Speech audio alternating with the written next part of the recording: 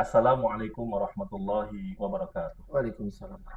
Alhamdulillahirabbil alamin. Nahmaduhu wa nasta'inuhu wa nastaghfiruh wa na'udzu billahi min syururi anfusina wa min sayyiati a'malina. May yahdihillahu fala mudhillalah wa may yudhlil fala hadiyalah. Allahumma shalli ala sayyidina Muhammad wa ala ali sayyidina Muhammad. Bismillahirrahmanirrahim. Bapak Ibu yang kami hormati, rekan-rekan seluruh insan Bangkal Tintara dimanapun berada, pemirsa live streaming YouTube Sinar PT BPD Kaltim Kaltara. Puji syukur, Alhamdulillah, marilah senantiasa kita panjatkan kehadirat Allah Subhanahu wa Ta'ala. Atas perkenannya jualah, maka di siang hari ini menjelang ibadah salat zuhur kita dapat berkumpul bersama melalui live streaming YouTube dalam kegiatan Sinar, Siraman Rohani Ramadan 1445 Hijriah PT BPD Kaltim Kaltara. Bapak Ibu yang kami hormati, seluruh insan Bangkal Tintara yang dirahmati oleh Allah Subhanahu wa Ta'ala. Tak lupa pula kita panjatkan salawat serta salam kehadirat junjungan kita Nabi besar Muhammad sallallahu alaihi wasallam beserta seluruh keluarga beliau, sahabat beliau, dan seluruh umat beliau hingga akhir zaman kelak. Dan semoga kita semua tergolong dalam umat Nabi besar Muhammad sallallahu alaihi wasallam yang akan mendapatkan syafaat dari baginda Muhammad sallallahu alaihi wasallam di yaumil akhir kelak. Amin ya rabbal alamin. Bapak Ibu yang kami hormati, alhamdulillah pada hari ini tepat di 17 hari kita di bulan suci Ramadan, tim transformasi budaya PT BPD Kaltim Kaltara menyelenggarakan kegiatan taklim Ramadan, yakni Siraman Rohani Ramadan 1445 Hijriah. Adapun untuk tema kita pada kegiatan Sinar di hari ini, yakni serpihan oleh-oleh Ramadan untuk kerja yang lebih baik. Alhamdulillah telah hadir bersama-sama kita di tengah-tengah kita semua yang kita hormati bersama Ustadz Agus Khairul Huda LC. Assalamualaikum warahmatullahi wabarakatuh. Waalaikumsalam warahmatullahi wabarakatuh. Bagaimana kabarnya Ustadz hari Kabar ini? sehat, alhamdulillah, biidznillah, alhamdulillah. Alhamdulillah. Baik Ustadz, jadi sebelum kita nanti masuk materi, Nah, saya coba mengingatkan bagi Bapak Ibu semuanya, karena kita ini secara live YouTube Ustadz ya. Masya Allah. Alhamdulillah jadinya setiap pemirsa di YouTube, jika nanti selama Ustadz memberikan tausiah ada yang ingin ditanyakan Ustadz, bisa langsung mengetik chat langsung di YouTube yang ada. Oke, baik Ustadz. Jadi untuk menyinggung tema yang sudah kami sampaikan di awal tadi Ustadz, Iya. terkait serpihan oleh-oleh Ramadan untuk kerja yang lebih baik. Kita tahu bahwa Ramadan ini merupakan bulan yang sangat mulia, Betul. yang Allah hanya berikan khusus bagi umat Nabi Muhammad SAW. Allahumma sholli. Mungkin kalau kita lihat ibadah yang lain Ustadz, seperti sholat, kemudian zakat, haji, bahkan syahadat, itu kita mungkin bisa semua orang melihat Ustadz ya, apa yang telah kita lakukan itu. Ketika berzakat pasti ada uangnya yang dilihatkan. Ketika berhaji, berangkat dan pulang pasti orang tahu. Betul. Kemudian sholat juga jamaah pasti kelihatan. Syahadat ada ucapan lisan yang didengarkan. Namun kalau puasa ini hanya antara sang pencipta, Khalik Allah Subhanahu wa Ta'ala, dan hambanya langsung Ustaz. Tidak ada yang tahu apakah benar berpuasa atau tidak. Mungkin gitu Ustaz ya. Betul. Nah, momentum Ramadan yang sangat luar biasa ini Ustaz, kadangkala di dunia kerja itu kita tidak terlepas dengan yang namanya integritas Ustaz. Sangat berkaitan dengan Ramadan yang juga semuanya hanya antara Allah dan hambanya yang tahu. Untuk ini mungkin kami mohon tausiah dari Ustadz terkait dengan Ramadan terhadap bagaimana sih kinerja yang baik yang harus diberikan sebagai kami seorang karyawan dalam perusahaan kami ini. Masya Allah. Terima Baik, kasih Ustaz. jazakallah khair. Bismillahirrahmanirrahim. Assalamualaikum warahmatullahi wabarakatuh. Waalaikumsalam warahmatullahi. Alhamdulillah hamdan yuwafi ni'amahu wa yukafi mazida. Allahumma salli wa sallim wa barik ala Rasulillah Muhammad ibn Abdullah wa ala alihi wa sahbihi wa mawala bi ihsanin ila yaumil qiyamah, amma ba'du. Hadratul muhtaramin yang kami muliakan, segenap pimpinan pejabat tinggi Bangkal Tim Tarang dimanapun antum berada, serta sahabat-sahabatku, para pecinta Allah yang mencintai Allah dan insya Allah ya karyawan-karyawati Bangkal Tim Tarang dimanapun antum berada. Insya Allah hari ini sesuai tadi disampaikan adalah hari yang ke-17. Tentu kita kembali bermuhasabah, merenung, ya, mengkaji di mana titik Ramadan kita. Ini udah beberapa kali kita melakukan ibadah puasa. Puasa kita ini kok terasa kayak zong-zong aja gitu. Ya, kalau kita mau belajar, ibarat kata orang membeli obat, Mas ya. Obat itu pahit, harganya mahal, udah gitu ngantrinya panjang. Kok mau? Padahal nggak mengenyangkan gitu, ya. Karena orang berharap ada perubahan setelah dia meminum obat. Sama dengan ibadah puasa, 17 hari kita berpuasa, kita udah ngerasain pahitnya, hausnya, lapar, dahaganya. Namun semua ini akan menjadi sia-sia kalau kita tidak mendapatkan efek apapun dari apa yang kita lakukan dalam ibadah puasa itu sendiri. Nah, kaitan dengan itu, Ramadan sebagai ibadah yang mulia, yang paling perfect, tadi disampaikan juga, kita jadi belajar. Terus Ramadan kita ini mencetak apa gitu. Ya, kalau tadi Allah katakan dari Al-Baqarah 183, la'allakum tattaqun, mencetak menjadi pribadi orang yang bertakwa. Takwa ini kan global, terlalu luas. Sekarang takwa dalam makna apa yang sedang kita harapkan? Nah, disinilah kalau saya mengambil sebuah konsep Ramadan puasa yang sukses mencetak etika. Ya, apa etika itu, teman-teman? Ada E, ada T, ada I, ada K, ada H, ada A. Berarti ada 6 poin. Ya, teman-teman yang berbahagia. Mencetak jiwa yang memiliki etika. Etika itu apa? E yang pertama adalah excellent. Menampilkan sesuatu yang tampil berbeda. Ya, kalau kemarin misalnya kerja salah kadarnya. Sekarang nggak bisa, harus tampil dengan penuh semangat. Nah, kalau kita dikatakan kan Ramadan, wajar dong kalau kita lemes-lemesan, wajar dong kalau kita capek-capean. Padahal kalau kita mau belajar, sahabat-sahabatku yang berbahagia, bukankah perang Badar yang maha agung, perang pertama kali Mas ya, terjadi dalam sejarah Islam, itu terjadi di bulan Ramadan, pada tahun kedua Hijriah. Kemudian juga Fathul Makkah, tahun 8 Hijriah, terjadi di bulan Ramadan. Perang Tabuk, ini perang paling mantap ini, karena pasukan muslim dengan jumlah paling besar. Itu terjadi pada tanggal 9 Hijriah Ramadan. Bahkan negara kita, Merdeka Republik Indonesia, 17 Agustus 1945 terjadi pada tanggal 9 Ramadan. Bahkan timnas Indonesia membantai Vietnam juga terjadi di bulan Ramadan, ya kan? Jadi Ramadan ini momentum kebangkitan. Jadi salah besar kalau Ramadan ogah-ogahan. Ramadan menampilkan excellent, kesempurnaan, ya. Jadi excellent itu kalau definisi saya menampilkan kesempurnaan yang tidak dimiliki orang lain. Jadi kalau kesempurnaan itu masih dimiliki orang lain, ya teman-teman biasa-biasa aja. Contoh, mohon maaf, security di Bangkal Tim Taratat itu orangnya tinggi-tinggi. Ya elah, semua bank juga sama. Semua bank pasti security-nya tinggi-tinggi. Jadi excellent-nya di mana? Apalagi contoh nih, misalnya duduk Bangkal Tim Taratat punya security misalnya yang pintar ngaji. Waduh, keren banget tuh. Ya, security pintar agan, itu menampilkan yang berbeda. Ya, tellernya ramah. Semua bank juga ramah. Tapi bagaimana teller juga menampilkan sesuatu yang excellent, yang berbeda, bahkan berani menawari bantuan kepada orang yang mungkin ya tidak membutuhkan. Dan teman-teman karyawan-karyawati jangan melihat pahala itu dari sisi orang sholat, puasa, tapi setiap apapun yang menebarkan kebaikan demi Allah, bisa jadi itu yang menyebabkan kita masuk surga.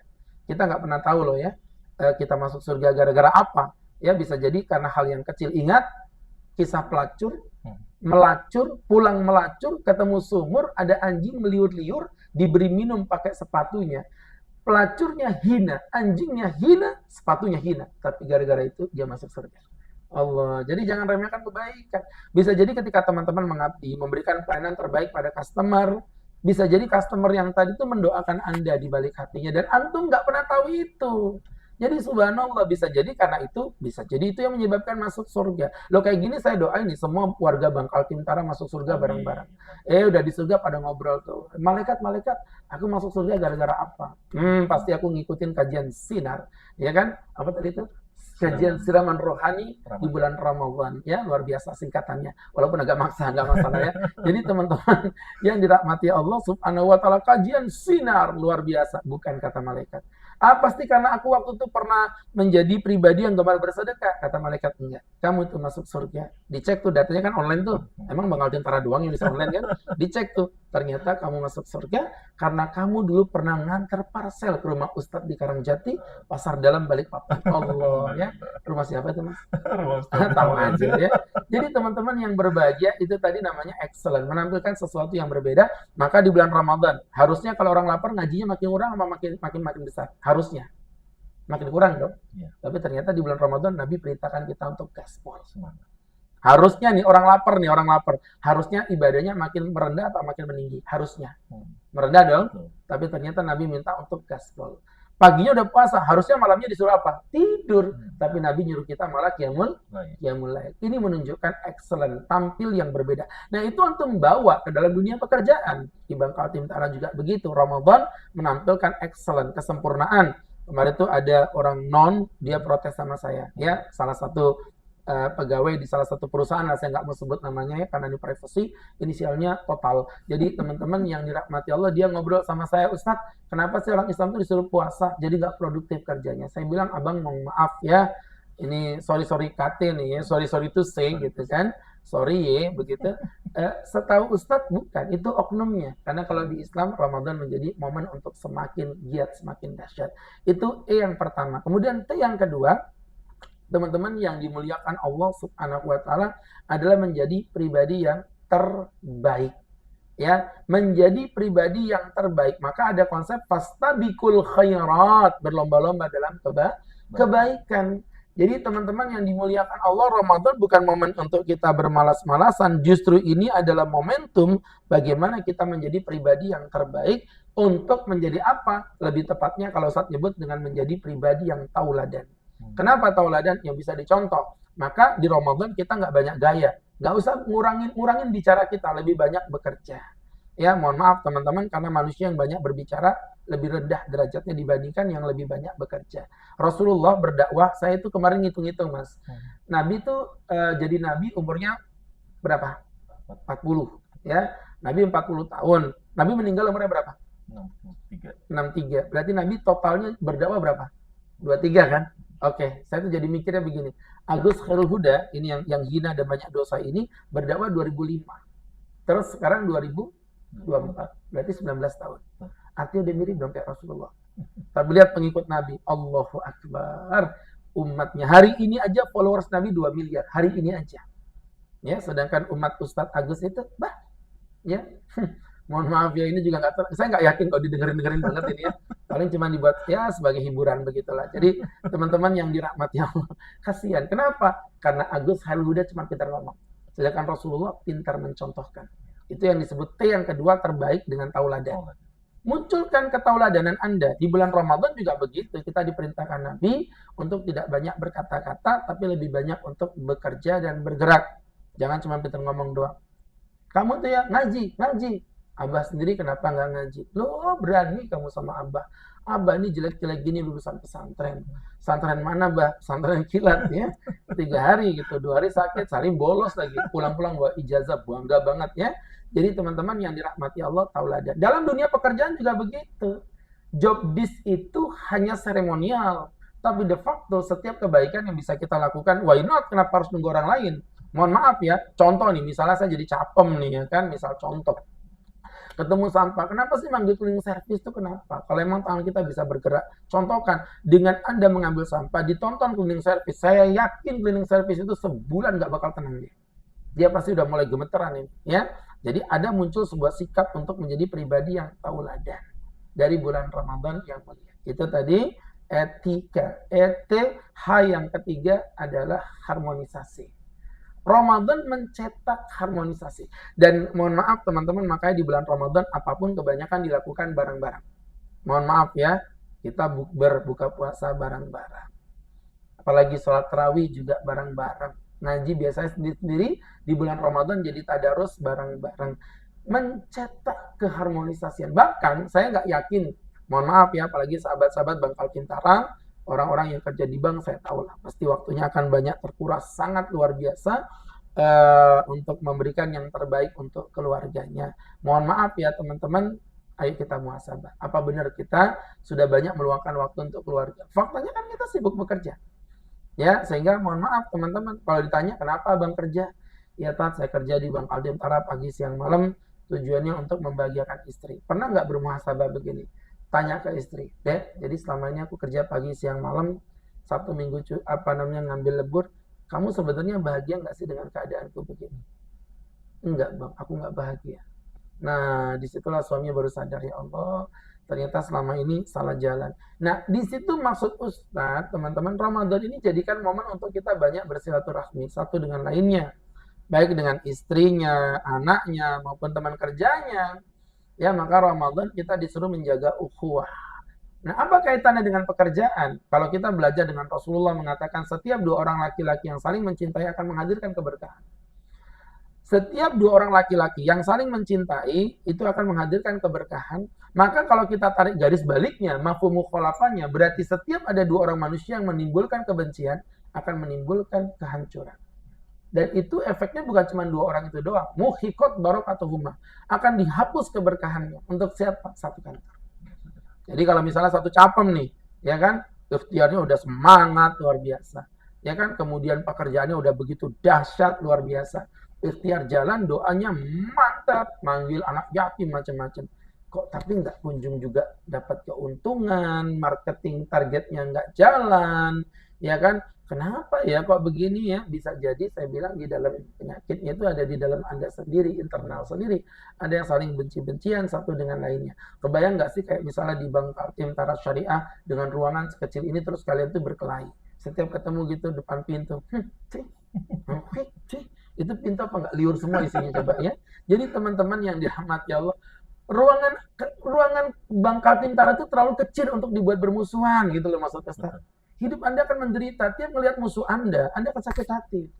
Nah maksud Ustaz, ngapain kita terkungkung dalam sebuah kebencian? Rugi kita. Ya teman-teman, dan ingat kebencian pada manusia pun bisa menggugurkan nilai pahala. Anda mau puasa sampai jidat bonyok, hidung pesek, gigi rontok, pupil berantakan, kumis tak karuan, bulu ketek berterbangan, melambai-lambai di atas awan. Ulangi kalau bisa saya kasih hadiah. Ya, Anda mau bagaimanapun gayanya, kalau Anda masih punya hubungan yang buruk pada sesama, mohon maaf ya, semuanya jadi sia-sia. Semuanya akan jadi zong, sahabatku, yang dimuliakan Allah Subhanahu wa Ta'ala. Ini poin. Maka berangkat dari situ harmonisasi yang dimunculkan Ramadan, yuk dibawa ke kantor kita. Ya, mohon maaf, saya titip pesan sama kepala cabang, kepala cabang, termasuk direksi semuanya, pastikan di area yang Anda bawain itu tidak ada permusuhan. Demi Allah, kalau itu antum jalanin, keberkahan akan hadir. Kalau keberkahan hadir, mah enjoy aja. Ya, duit itu datang-datang sendiri, nggak pakai marketing yang terlalu ngoyo, dia datang-datang sendiri, dan juga uang itu akan berputar dan menghasilkan keuntungan-keuntungan yang nanti nisbahnya bisa dibagikan juga kepada para nasabah. Itu kalau hadir keberkahan. Kalau nggak berkah, mohon maaf, walaupun duitnya banyak, kreditnya banyak yang macet, targetnya nggak kesampaian, ya kan, properti banyak yang bermasalah, dan lain sebagainya, waliyadzubillah, maka yang hadir dalam diri kita adalah kesusahan. Ya, jadi banyaknya uang nggak jamin bahagia. Uang tidak mesti banyak, yang penting jangan sedikit. Itu aja pesan Ustaz ya. Jadi teman-teman yang dirahmati Allah, bukan, yang penting keberkahan yang hadir di situ. Kalau berkah itu enak Mas, saya mohon maaf ya, ini out on the topic dikit lah, kalau boleh cerita sih, kalau boleh, tapi kayaknya nggak boleh ya, sudah, kalau nggak boleh nggak boleh ya, ngomong dong, jangan diam aja, nanti makan gaji buta MC-nya ya. Jadi teman-teman, ini sama-sama belum sarapan loh kita ini ya, jadi jangan gaya-gayaan ya. Belum makan siang juga. Belum makan siang juga. Jadi teman-teman yang dirahmati Allah Subhanahu wa Ta'ala, ada orang, mohon maaf, bekerja di salah satu perusahaan minyak terkenal di Balikpapan, datang nangis-nangis ke rumah saya. Saya tanya, kenapa Bang? Iya Pak Ustadz, hidup saya ini menderita. Kenapa? Istri saya minta cerai. Istri saya minta cerai. Sabar Ustadz, sabar Ustadz, belum pernah merasakan yang saya rasakan.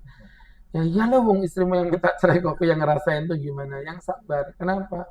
Katanya hidupnya merasa miskin dengan saya, padahal gaji saya itu berapa? gaji saya 43 juta. Kebayang nggak? Ada perempuan minta cerai sama suami karena suaminya gajinya 43 juta. Minta cerai. Ini perempuan kalau menikah sama kita, minta apa kira-kira ya? Minta ampun ya. Apalagi nikah sama Ustadz, minta diruqyah. Memang sudah itu ya. Jadi teman-teman yang berbahagia, duitnya banyak tapi hidupnya menderita. Ada satu lagi tuh, cuma jadi pasukan kuning, mohon maaf tidak menghina ya. Gajinya sekian-sekian, pulang-pulang badan bau sampah, disambut istrinya, bang, udah pulang bang, ya deh, Masya Allah, masuk say, subhanallah, sayang deh, bukan bang, syaitonirrajim ya, Masya Allah. Jadi teman-teman yang dirahmati Allah, walaupun gitu makan ikan satu akur, dimakan sebulan gak habis-habis mas ya, ikan paus ya, ikan paus yang diasinin itu lama itu. Jadi teman-teman itu tadi memunculkan etika ya. Kemudian I yang keempat, ini teman-teman yang dirahmati Allah adalah memunculkan integritas. Ini tadi yang abang ceritakan juga di awal tadi. Integritas itu kita merasa diawasi oleh Allah. Dan puasa ngajarin itu banget. Teman-teman kalau mau makan di toilet juga nggak ada yang lihat ya. Iya kan? Kalau teman-teman masuk mobil aja dikunci. Mau makan apa gitu, Indomie kayak gitu kan, rasa kare yang lomboknya diiris tipis-tipis, dikasih sawi, telur setengah mateng gitu ya kan. Kalau lapar aja ya. Kalau mau nelan liur nggak apa-apa, nggak batal puasanya, asalkan liurnya sendiri ya, bukan liur temannya. Jadi teman-teman yang dirahmati Allah Subhanahu Wa Taala, kenapa teman-teman nggak makan? Padahal bisa aja ngunci pintu bisa makan. Kenapa? Kenapa nggak makan? Karena merasa diawasi oleh Allah. Kalau ini antum bawa dalam dunia pekerjaan, cakep. Seperti yang dikatakan Imam Ghazali, berjudilah kalian, mabuklah kalian, ya, berzinalah kalian. Syaratnya satu aja, cari tempat ketika engkau berzina Allah nggak bisa lihat kamu. Masya Allah. Ya, buat teman-teman di Bangkal Tintara, sepinter apapun Bapak pimpinan cabang mengawasi Anda, potensi untuk korupsi, bermain nakal, bermain curang pasti ada. Demi Allah, Malik akan lebih pintar daripada polisinya. Itu kaidah alam. Tetapi mohon maaf ketika teman-teman mau melakukan itu dan kesempatan itu ada, tapi teman-teman merasa bahwa Allahku ada bersama kita, ya, Allahku ada bersama kita, maka demi Allah, fa'ainal mafar, mau lari kemana kita untuk bermaksiat? Ya, kita bisa membohongi pimpinan kita bisa membohongi kepala pimpinan cabang kita, tapi kita nggak mungkin bisa berbohong kepada Allah Subhanahu wa Ta'ala. Ya, teman-teman, yastaghfuna minan nas wala yastaghfuna minallah wa huwa ma'ahum. Mereka sembunyi dari mata manusia, tapi mereka nggak mungkin sembunyi dari mata Allah, sedangkan Allah mengiringi mereka dimanapun mereka berada. Itu integritas, eti. Kemudian K-nya apa Pak Ustadz? Mencetak jiwa yang memunculkan kepedulian. Jadi dalam Ramadan kita nggak boleh makan, mau tahu kenapa? Biar tahu rasanya orang kelaparan. Kita haus, ada minumannya kok. Kenapa nggak boleh minum? Biar tahu rasanya orang kehausan. Kita punya istri tapi nggak boleh berhubungan. Biar tahu rasanya jadi ijo lumut, alias ikatan jumlu lucu dan imut. Ya, di sini termasuk juga suami-suami yang di Balikpapan tapi istrinya di Jawa. Masuk dalam bab ini juga. Namanya ijo lumut. Jadi di situ muncul jiwa yang peduli kepada sesama. Oh, gini rasa lapar ya Allah, kayak apa saudaraku di Palestina. Gitu. Jadi munculnya seperti itu. Oh, gini ya rasa haus, gimana saudaraku yang dijajah, ya Allah, ya Allah. Jadi muncul jiwa peduli, banyak berbagi. Dan Ustadz berharap juga dari direksi yang menyaksikan video ini ya, tolong diprogramkan untuk berbagi kepada adik-adik panti asuhan, ya kan? Mau ke panti jumbo, silakan. Yang penting jangan ke panti pijat ya, awas ya. Jadi teman-teman yang dirahmati Allah, berbagi kepada sesama akan menghadirkan kebahagiaan untuk kita. Itu tadi etika. A yang terakhir adalah antusiasme. Nah, ini yang tadi Ustadz bilang, saya mengkritisi. Ramadan kok lemas banget Pak Ustadz. Loh, Ramadan tuh menghadirkan antusias yang luar biasa. Teman-teman mohon maaf ya, gini, memang Ramadan tuh kelihatannya kayak lemas, kelihatannya kayak diem, tapi dalam diemnya orang berpuasa itu, teman-teman sebenarnya ada muhasabah yang luar biasa loh Mas. Ya, mohon maaf, orang kalau lagi lapar, itu beban tubuh yang biasanya mengunyah makanan membutuhkan oksigen besar, itu akan dialihkan kepada bagian jaringan otak. Maka ketika orang itu sedang puasa, cenderung kalau berpikir lebih bersih dibandingkan dengan orang yang sedang kekenyangan. Itu realnya begitu. Ya teman-teman, tapi jangan dijadikan bulan malas kayak tadi Pak Ustadz. Apa hukumnya orang berpuasa dari pagi sampai sore itu pokoknya tidur. Habis subuh tidur, bangun-bangun menjelang zuhur. Habis zuhur main HP, tidur menjelang asar. Habis asar tidur, bangun-bangun udah ada es kolak depan mukanya begitu. Apakah dia masuk surga? Saya bilang puasanya sah dan dia tetap masuk surga. Di surga orang pada makan, pada minum, dia di pojokan tidur aja nggak bangun-bangun ya. Jadi sesuai dengan kelakuannya. Jadi teman-teman Dibalas yang Ustaz ya. dirahmati Allah, iya. Jadi kalau orang kebanyakan tidur ya kayak tadi, maka ibadahnya akan menjadi sia-sia. Antusiasme tunjukkan bahwa Ramadanmu tidak menghalangi engkau menjadi pribadi yang produktif. Bahkan iktikaf yang kita disuruh diam pun itu dalam rangka mencerdaskan akal kita, bermuhasabah, merenung ya. Apalagi nanti teman-teman cutinya kayaknya lebih cepat ya, karena kan kita bakal libur itu dari hari Jumat kalau nggak salah ya. Sehingga teman-teman, ayo momentum yang indah dengan Ramadan kita ciptakan etika dalam diri kita sehingga karyawan-karyawati Bank Kaltim Tara menjadi pribadi yang pulang membawa serpihan-serpihan oleh-oleh dari bulan Ramadan yang penuh dengan kemuliaan. Saya Agus Herhuda, terima kasih. Assalamualaikum warahmatullahi wabarakatuh. Waalaikumsalam warahmatullahi wabarakatuh. Masya Allah, Alhamdulillah. Sungguh sangat luar biasa apa yang telah disampaikan oleh Ustadz Agus Khairul Huda LC tadi. Ada oleh-oleh yang telah beliau titipkan buat kita semua, khususnya para insan Bank Kaltim Tara, bahwa setelah Ramadan kita harus bisa memegang yang namanya etika gitu Ustadz.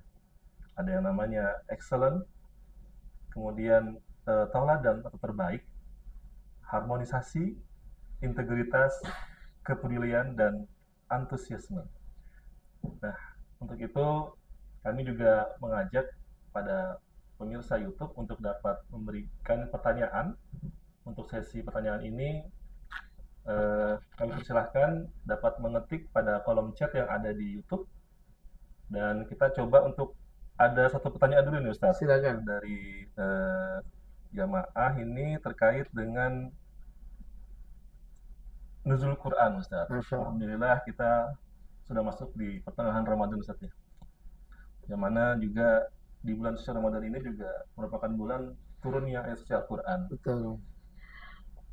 Yang ingin tanyakan itu adalah bagaimana cara kita Ustaz mengoptimalkan momentum nuzul Quran ini dalam membaca Al-Quran setelah Ramadan. Kadang-kala mungkin ketika bulan suci Ramadan yang seperti Ustaz sampaikan tadi, ada semangat kita untuk membaca Quran. Setelah subuh supaya nggak ngantuk baca Quran. Malam juga gitu baca Quran. Namun setelah Ramadan lewat Ustaz, kadang-kala Quran juga tinggal tunggu aja di atas lemari sambil berdubu, nunggu Ramadan lagi. Nah ini momentum nuzul Quran ini bagaimana Ustaz supaya kita bisa memaksimalkan dalam membaca Quran, apalagi kita bisa mengerjakan dari apa yang diperintahkan dalam Al-Quran sebagai pengamalan dari kehidupan kita sehari-hari. Mungkin itu Ustaz. Baik, jadi poinnya begini, kalau ingin yang saya tangkap dari pertanyaannya, intinya bagaimana kita itu bisa continue atau istiqomah dalam membaca Quran dan menjadikan momentum nuzul Quran sebagai poin untuk memotivasi kita. Betul. Maka pertama muasalah ya. Muasalah itu apa? Mengkontinuitaskan sebuah kebaikan. Mohon maaf teman-teman yang dirahmati Allah Subhanahu wa taala, kita Ramadan udah ngaji nih ngegas dan itu udah terjadi secara kontinu. Tapi jujur sama saya. Kita yang di bulan Ramadan tiap hari ngaji sampai 1 juz, bahkan ada yang 2 juz, bahkan ada yang 5 juz per hari. Ya, juz mangga, juz apel, juz strawberry ya. Teman-teman yang berbahagia, kalau saya bertanya sama masnya aja, nggak usah jauh-jauh. Di hari Idul Fitrinya, tanggal 1 Syawal, ngaji nggak? Jujur sama saya. Lepas Ustaz. Lepas. Dan itu juga saya lakukan, tenang aja ya. Benar, Ustaz. Karena kita disibukkan dengan tamu dan lain sebagainya. Itu sebenarnya kita udah memutus kekontinuitasan, muasalah. Dan itu akhirnya membuat sesuatu yang berulang secara kontinu yang sudah mendarah daging dalam tubuh kita itu hilang. Nah, sebenarnya mungkin untuk ke depan ya saya juga masih belajar di hari Ramadan itu ketika kita ngegas Quran di bulan Syawal tetap ngaji, upayakan minimal sehari walaupun cuma 2-3 lembar. Diupayakan. Kenapa? Untuk menjaga kekontinuitasan itu. Istiqomah tadi. Nah, itu yang pertama. Yang kedua, basicnya harus didasari dengan ilmu. Jadi teman-teman kalau ngaji doang pasti akan ada jumud. Jumud itu kebekuan. Nah kalau teman-teman ada ilmunya, belajar ngaji. Kalau saya udah bisa ngaji, Anda bisa ngaji tapi belum tentu benar. Makanya ada namanya tahsin. Saya sering bilang itu, kalau orang pintar sekalian, lebih gampang dapat hidayah. Orang bodoh sekalian lebih gampang dapat hidayah. Yang susah itu yang tanggung. Kayak saya, kayak kita semua ini tanggung. dibilang pinter, enggak, gitu kan? Dibilang enggak, memang ya. Jadi teman itu bego juga perasaan ya. Jadi teman-teman yang dirahmati Allah, yang tanggung ini yang susah. Disuruh belajar ngaji bisa, Bisa. tapi suruh baca salah. Hmm. Idza jaa nasrullahi wal fath itu benar, tapi salah, janya kurang panjang lagi. Ya, bismillahi majraha wa mursaha. Memang tulisannya majroh, tapi bacaannya majri. Nah, itu kita butuh belajar. Itu yang kedua namanya ilmu.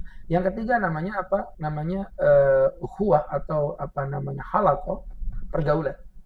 Dengan siapa kita bergaul itu menentukan. Kalau teman-teman bergaul dengan para pecinta Quran, insya Allah jatuhnya akan ada mahabbah terhadap Quran untuk selalu continue membaca dan membaca. Begitu, wallahu a'lam.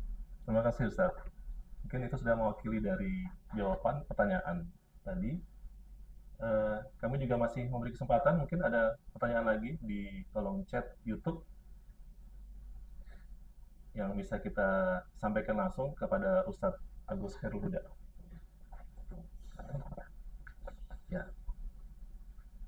Ini Ustadz, apakah sama pahalanya membaca Al-Quran via ponsel dengan baca via mushaf atau dengan mushaf Al-Quran? Banyak pertanyaan seperti itu, sahabat-sahabatku yang dirahmati Allah. Gini, saya akan ngajak berpikir secara jernih. Nabi pernah nggak baca Quran pakai mushaf? Saya mau tanya coba. Betul. Nggak ada. Mushaf itu baru dikumpulkan oleh Sayyidina Abu Bakar secara sempurna, perfect, berbentuk mushaf ya. Dulu hanya nuskha. Nuskha itu hanya lembaran-lembaran daun kurma, pelepah kurma yang tercerai-berai. Jadi berangkat dari situ, Nabi makanya nggak pernah ngomong istilah memegang apa, nggak ada di Quran maupun di hadis. Yang ada Nabi memotivasi dalam hal bacaannya. Jadi yang keluar dari mulutnya itu yang dinilai sebagai sebuah pahala. Hadisnya gimana? Man qara'a harfan min kitabillah, siapa yang membaca satu huruf dari kitabullah, maka kutibat lahu hasanah, diberi baginya satu pahala. Wal hasanatu bi asyri amsaliyah, dan satu pahala dikalikan dengan 10 kebaikan. Dan aku tidak berkata alif lam mim itu satu huruf kata Nabi, tapi alif sendiri, lam sendiri, mim sendiri. Berarti kalau begitu alif lam mim ada 3 huruf. 3 kali 10 sama dengan 30.